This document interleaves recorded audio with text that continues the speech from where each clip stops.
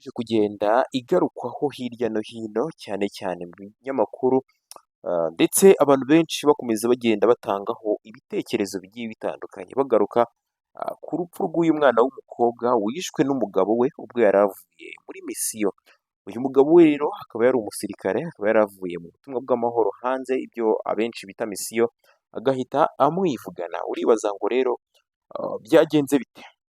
Reka mbanze nguhe ikaze. Iyi ni Kigali Heart Celebs Entertainment, amakuru aba ari kugenda avugwa hirya no hino cyane cyane hano mu Rwanda, niyo tuba tugenda twibandaho umunsi ku munsi. Twihuze cyane rero, ibi ngibi byabaye ku ijoro ryo kuwa 21 Kanama 2025, ariko inkuru iza kuba kimomo cyangwa se isakara ahantu hose ku itariki 22 Kanama 2025, nibwo iyi nkuru yatangiye kumenyekana, aho byamenyekanye ko umusirikare witwa Mandagena Simoni w'imyaka 29 yivuganye umugore w'Igisubizo Liliane w'imyaka 21. Urumva ko bari abajene mariye, urumva nyine ko byanze bikunze iyo umusirikare agiye muri misiyo amara y'umwaka, bivuze ngo yamushatse afite imyaka 20 ahari wenda. Rero ni ibintu byabereye hariya mu mudugudu w'Umunini, akagari ka Rugarama ya kabiri, ndetse umurenge wa Musheri, hariya ni mu karere ka Nyagatare. Ubwo abahaba cyangwa se abaho ngira ngo mwahise mubumva ko ariho twageze, kandi abenshi ndakeka iyi nkuru mwabashije kuyumvaho, mwumvise ubugome mu by'ukuri bwabereye hariya hantu. Rero uyu Liliane akaba yaratazirwaga akazina ka Jugumira, ubwo ntumbaze impamvu kuko kenshi n'ubundi niko abaturage bakomeje kugenda babigarukaho bavuga ko bamutaziraga ako kazina. So bikaba byaravugwaga ko rero uyu Liliane n'ubundi yari afite akabari, mbere y'uko umugabo we ajya muri misiyo yabanje kumushingira akabari kugira ngo umugore nawe nyine agire icyo akora. Kamwe murabizi abajene nyine iyo bari kugira ngo bagire icyo bageraho, naho nyine badapfunda imitwe cyane cyane noneho nk'abasirikare. Birumvikana ko byanze bikunze aba agomba kugira ikintu akorera umugore we, kugira ngo nawe nyine ateze urugo rwe imbere, kandi n'ibintu byiza. So rero uyu musirikare amaze kujya muri misiyo yaragiye, ariko inkuru zakomeje kugenda zimukurikira zo zitari nziza, zivuga ku mugore we, zivuga ko umugore we mu by'ukuri atitwara neza, bivuga ko asigaye ajya mu bagabo cyane, ndetse bikavuga nyine ko yabaye indaya, ariko umuryango we ukomeza kugenda umuha amakuru. Rero umuryango we ukabikora umunsi ku wundi, bagakomeza bagenda bamuha amakuru y'umugore we atari meza rwose.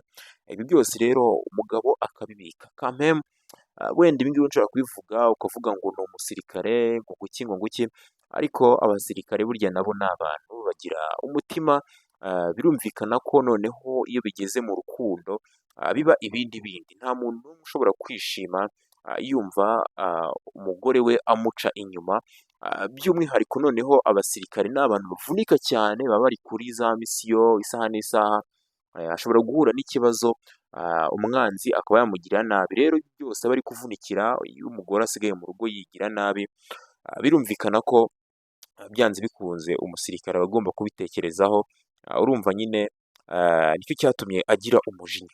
So rero twihuse cyane twinjiye muri iyi nkuru, by'umwihariko aho biri kugenda bivugwa ko ubwo uyu mugabo yatahaga yagize gutya, n'ubundi bakomeza kugenda babimubwira, noneho aho atahiye nibwo bakomeje noneho kubimubwira noneho neza cyane, noneho bari kumwe amaso imbonankubone barabimubwira koko. Umusirikare baragenda bimubyimbiramo. Urumva ni ibintu navuga ngo bahereye kera bamubwira, ndetse aho agarukiye nabo barakomeza barimubwira, afata umwanzuro rero yica umugore we.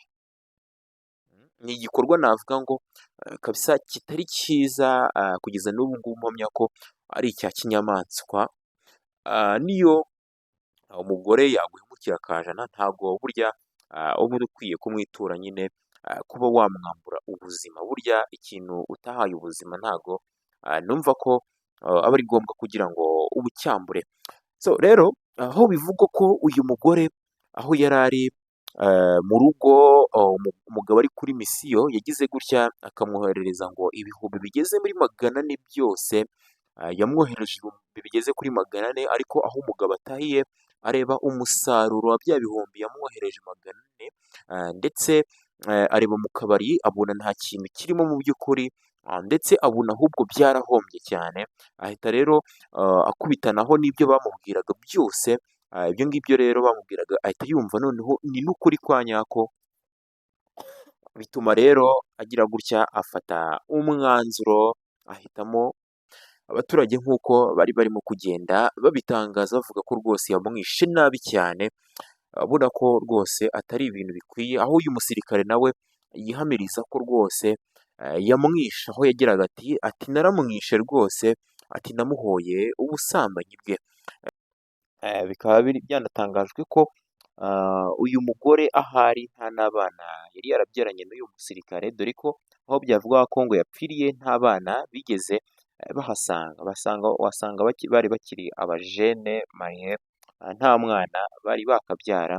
Nta bindi birenze rero nje kukubwira, kwari kugutangariza iyi nkuru navuga ngo yabaye kimomo, abantu benshi bari kugenda bagarukaho bagaragaza yuko mu by'ukuri bababajwe n'urupfu cyane rw'uyu mugabo. Rero dusoza twihanganisha umuryango w'uyu mwana w'umukobwa, navuga ngo utari ukwiye kugenda nonaha imyaka 21 n'imyaka navuga ngo yari ikiri mikeya. So mukomeze rero mugire ibihe byiza, yari Kigali Hot Celebs Entertainment, amakuru yo nakagaruka.